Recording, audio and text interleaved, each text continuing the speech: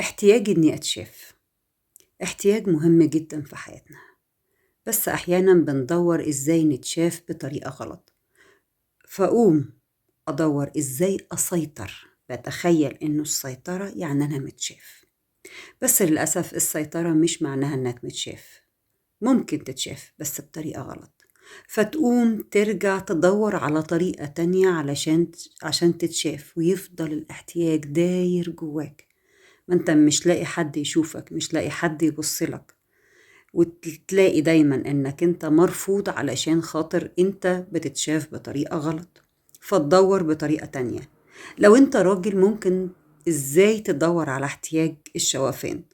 بتدور عن طريق النجاح، بتدور عن طريق المخدرات، تدور عن طريق الإدمانات الإباحية، تدور عن طريق صوت العالي والشتيمة والضرب والإهانة.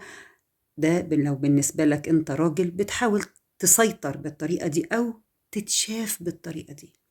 انت بنت بتحاول تسيطري يا إما بالإغراءات، تقديم تنازلات، مخدرات، لبس، عري، نكد. أيوة، زي ما بتسمعوا كده، النكد واحدة من الوسائل علشان أتشاف بيها.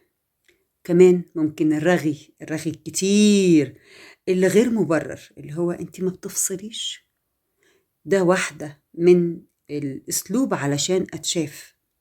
حاول تراجع نفسك انت كراجل أو انت كبنت، يا ترى أنا الطريقة اللي بعملها علشان أتشاف شكلها عامل إزاي؟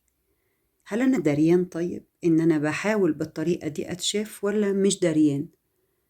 دور علشان تقدر تعرف نفسك، علشان مفيش بديل عن الوعي.